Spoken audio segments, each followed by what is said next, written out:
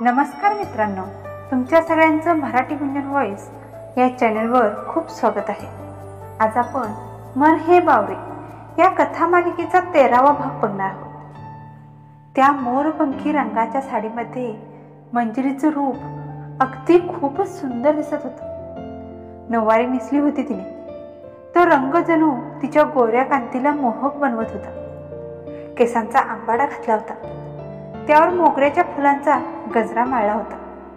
गळ्यात मराठमोळे दागिने, कमरेला कमरपट्टा, कानात साडीवर मॅचिंग होतील असे झुमके आणि झुमक्यांपासून आंबाड्याला अडकवलेले ते वेल, नाकात घातलेली ती मराठमोळी नथ, कपाळावर साजेशी अशी लावलेली ती चंद्रकोर, पायात छमछम वाजणारे पैंजण, डोळ्यात घातलेलं ते डार्क काजळ।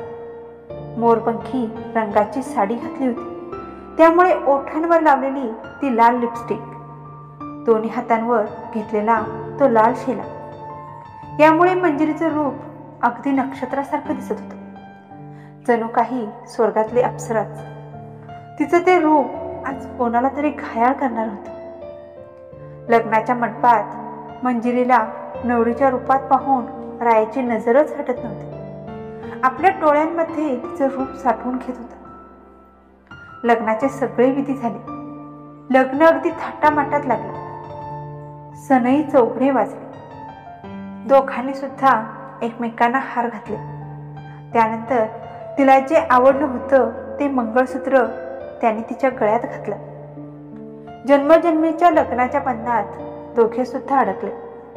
आता वेळ आली होती ती घरी जाण्याची। सगळ्यात कठीण प्रसंग, जेवढा मुलगीसाठी तेवढाच मुलग्यासाठी सुद्धा। जोडीने सगळ्यांचे आशीर्वाद घेतले। आई वडिलांचा निरोप घेताना तिचे डोळे भरून आले होते, पण तिने स्वतःला सावरलं। हसत हसत फुलांनी सजवलेल्या गाडीमध्ये बसली। तिच्या शेजारी राया बसला। असं पहिल्यांदाच एकत्र जोडीने एकमेकांच्या शेजारी बसले होते दोघे पण। हॉलपासून रायाच्या घरापर्यंतचं 1 तासाचं अंतर होतं। शेजारी मंजिरीला असं नवरीच्या रूपात बसलेलं बघून आज राया तर आसमानातच होता। अजून तिच्या डोळ्यांमध्ये डोळे घालून बघायची त्याची हिंमत नव्हती, त्यामुळे नजर चोरून चोरून तो तिच्याकडे बघत होता। दोघे पण खूप अवघडले होते। एकमेकांशी बोलणार तरी काय, कारण जेव्हा जेव्हा ते भेटले त्या वेळेस त्यांच्यामध्ये फक्त भांडण झाले होते। शोना बाबू असलं काही त्यांच्यामध्ये झालंच नव्हतं। दिवसभराच्या धावपळीमुळे तिच्या पापण्या खूप जड झाल्या होत्या। त्यात सकाळीही लवकर उठली होती ती। थंडगार हवा येत होती, त्यामुळे तिला केव्हा झोप लागली हे तिलाच कळालं नाही। तो मात्र तिच्या झोपलेल्या निरागस चेहऱ्याकडे पाहतच राहिला होता। तासाभराच्या प्रवासानंतर घर जवळ आलं। रायाने तिला आवाज दिला, पण मॅडम झोपल्या होत्या, साधी हलली सुद्धा नाही। रायाने धाडस करून तिच्या खांद्यावर हात ठेवत तिला हलवलं, पण झालं काही भलतंच। ती त्याच्याच खांद्यावर डोकं ठेवून झोपली। राया खूपच गोंधळला। त्याला आता काय करायचं हेच समजेना। तिला स्पर्श करू तरी कसा, या विचारानेच त्याने स्वतःच्याच डोक्यावर हात मारून घेतला। मंजिरीच्या चेहऱ्यावर आपल्या हाताने घाबरत थापटत तिला म्हणाला की उठ लवकर, घर जवळ आलं आहे। त्याच्या त्या गरम हाताच्या स्पर्शाने तिला जाग आली। रायाला असं एवढं एकदम जवळ बघून तिला एकदम अवघडल्यासारखं झालं। अवघडलेली मंजिरी एकदम उठली आणि आपला अवतार सरळ करू लागली। तिला असं बावरलेलं बघून राया तिला म्हणाला की अगं तू केव्हापासून उठत नव्हती, म्हणून तुला टच केलं, बाकी काहीच नाही। त्याचं असं स्पष्टीकरण देताना बघून मंजिरीला खूप हसायला आलं होतं, पण स्वतःला तिने कंट्रोल केलं। तिला जाणवलं होतं की ती त्याच्या खांद्यावर डोकं ठेवून झोपली होती, तरीही तो शांत होता। दाराच्या गेटमधून गाडी आत गेली तसा राया खाली उतरला, पण मंजिरीला साडीमुळे उतरायला येत नव्हतं। मग रायाने तिला हात दिला। तिनेही रायाचा हात पकडला आणि स्वतःला सावरत गाडीतून उतरली. रायाच्या घरी मंजिरीचं स्वागत अगदी थाटामाटात झालं. मंजिरीचा लक्ष्मीच्या पावलांनी गृहप्रवेश झाला. सगळेजण फ्रेश होतात. त्यानंतर थोडेफार गप्पा आणि रात्रीचे जेवण होतं. दुसऱ्या दिवशी सकाळी पूजा असल्यामुळे सगळेजण झोपण्यासाठी जातात. मंजिरी आईच्या सोबत आईच्या रूममध्ये झोपणार होती. दिवसभर राया दमल्यामुळे तो तिच्याशी काही सुद्धा बोलत नाही आणि तो आपल्या रूममध्ये झोपण्यासाठी निघून जातो. मंजिरी मात्र त्याच्याकडे बघतच राहते. असा कसा हा? काहीच न बोलता गेला. स्वतःशीच बडबडत मंजिरी नाराज चेहऱ्याने झोपायला जाते. दुसऱ्या दिवशीची सकाळ मात्र खूपच गडबडीची होती. आईने पहाटे उठून सगळ्यांसाठी चहा नाश्ता बनवला होता.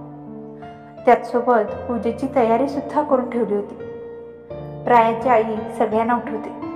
जेव्हा मंजिरीला उठवायला जाते तेव्हा मंजिरी एकदम घाबरते. अरे देवा, फारच उशीर झाला मला. आपण सासरे आहोत हे लक्षात आल्यावर तिच्या लक्षात येते की आज ही साडी घालावी लागणार आहे. आई तिला लवकर आवरून खाली ये म्हणून सांगून जाते. मंजिरी आंघोळ करून येते आणि आपल्या बॅगमध्ये जुगाड करून ठेवलेली साडी नेसते. जुगाड करून ठेवलेली म्हणजे साडीला तिने पहिलाच पिनअप करून ठेवलेलं होतं. त्यामुळे तिला साडी नेसायला फारसा वेळ लागत नाही. पटकन साडी नेसून होते. पहिल्याच दिवशी ओरडा खायला लागतो की काय म्हणत मंजिरी हळूच हॉलमध्ये आली. सगळेजण नाश्ता करत होते.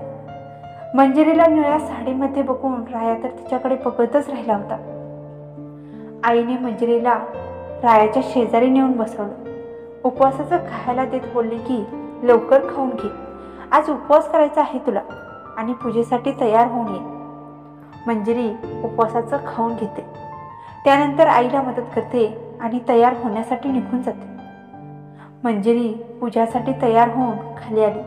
तिला पुन्हा एकदा साडीत बघून रायाला तिला पाहण्याचा मोह काही आवरत नव्हता, पण तरीही स्वतःला सावरले.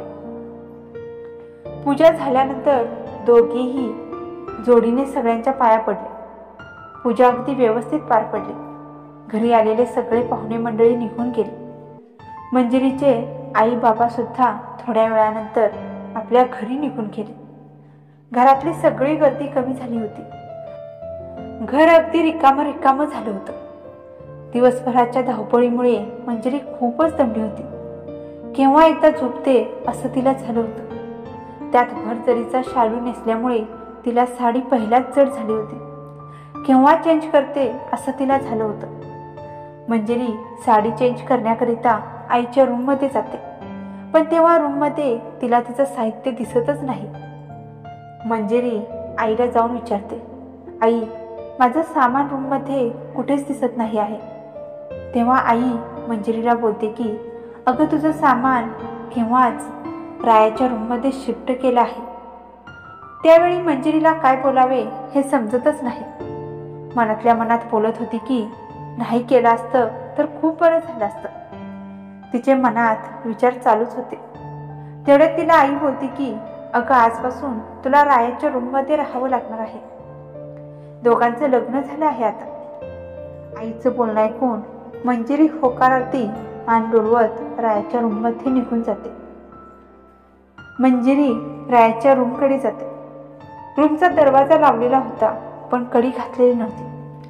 मंजिरी रूममध्ये राया नाही याची खात्री करून घेते आणि रूमचा दरवाजा उघडते. समोरचं दृश्य पाहून काही क्षणासाठी मंजिरीचं तोंड उघडच राहतं. रायाच्या मित्रांनी रूममध्ये नको ते उद्योग करून ठेवले होते. संपूर्ण रूम फुलांनी सजवलेली होती. रूम खूपच मस्त सजवली होती. रायाच्या मित्रांनी संपूर्ण रूमवर नजर फिरवत मंजिरी रूममध्ये केलेली सजावट बघत होती. तेवढ्यात राया तिथे आला. अचानक मंजिरीला बघून त्याला खूप आश्चर्य झालं. ही इथे कशी आली? तिला असं समोर बघून रायाला काय बोलावे हेच कळेना. त्यात रूममध्ये केलेली ती सजावट बघून त्याला तर काही सुचतच नाही की काय बोलायचं. मंजिरीला राया आलेल्याचं जाणवलं. तसं ती वळली आणि रायाला बोलली की आईने माझं साहित्य वरती पाठवलं आहे. कुठं लावायचं ते सांगा, म्हणजे मला सुद्धा माझं आवरून घ्यायला बरं. तिच्या बोलण्यावरून लगेचच त्याने आपल्या कपाटामध्ये एका साईडला तिचं साहित्य ठेवण्यासाठी जागा करून दिली आणि तो फ्रेश होण्यासाठी निघून गेला. मंजिरी कपाटामध्ये साहित्य ठेवेपर्यंत राया फ्रेश होऊन बाहेर आला. त्यानंतर लगेचच मंजिरी फ्रेश होण्यासाठी गेली. नेहमी आपल्याला हवा तसा नाईट गाऊन घालणारी मंजिरी आज आपल्या मनाच्या इच्छेविरुद्ध कॉटनचा सिंपल असा ड्रेस घालते. फ्रेश होऊन बाथरूमच्या बाहेर येते. पण सगळ्यात मोठा तिच्यासमोर हा प्रश्न होता की झोपणार कुठे.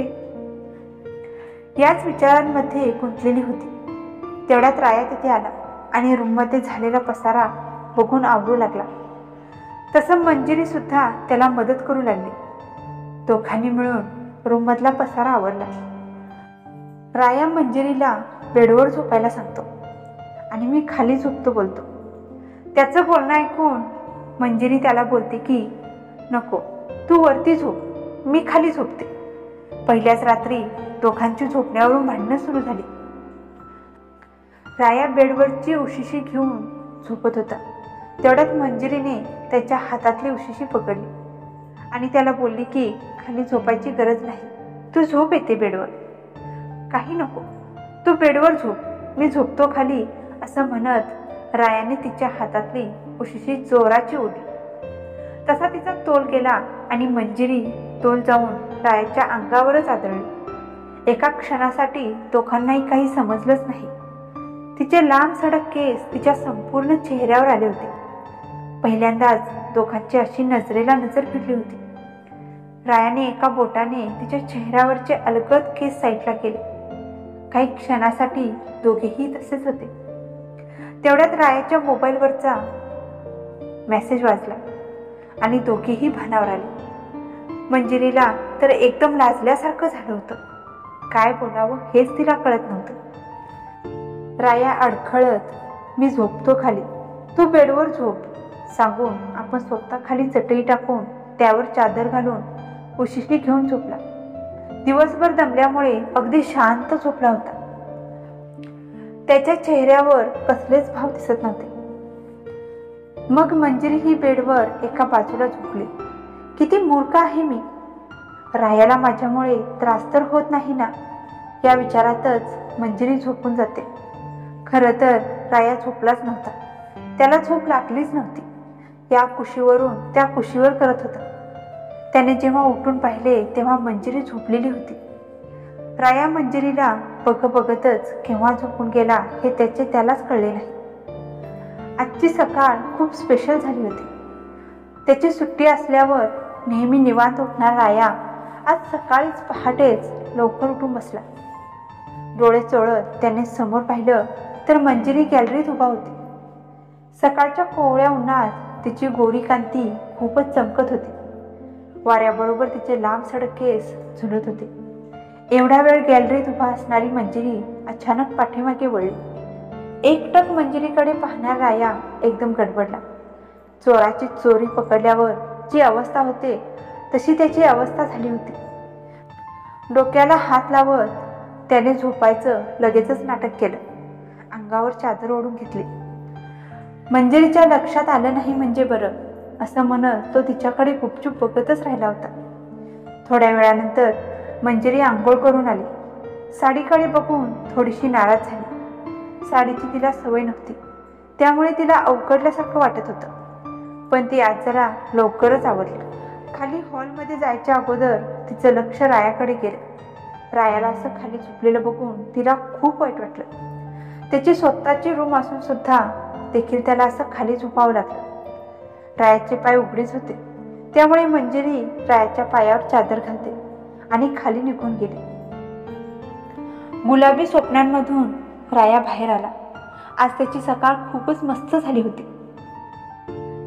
चला रायाराव, सुट्ट्या संपल्या आता, तुमच्या आता कामाला लागलं पाहिजेत, असं म्हणत राया आंघोळीला जातो. ऑफिससाठी तयार होऊन फ्रेश होऊन खाली येतो. नाश्ता तयारच होता. आईने शिऱ्याची प्लेट रायाला आणून दिली. गरमागरम शिरा बघून रायाला मोह आवरला नाही. रायाने खूप आवडीने चमच्याने शिरा तोंडात घातला. तेव्हा पहिल्याच घासाला त्याला जाणवले की आई आज रेसिपी विसरली की काय. आज शिरा मात्र इतिहास घडवणार होता. मंजिरी मात्र फुल टेन्शनमध्ये आली होती. शिरा काय इतिहास घडवणार आहे? येतील का राया आणि मंजिरी एकत्र? हे आपण बघूया पुढच्या भागामध्ये. आजचा भाग तुम्हाला कसा वाटला आहे कमेंट करून सांगायला विसरू नका. भेटूया पुढच्या भागांमध्ये. तोपर्यंत धन्यवाद.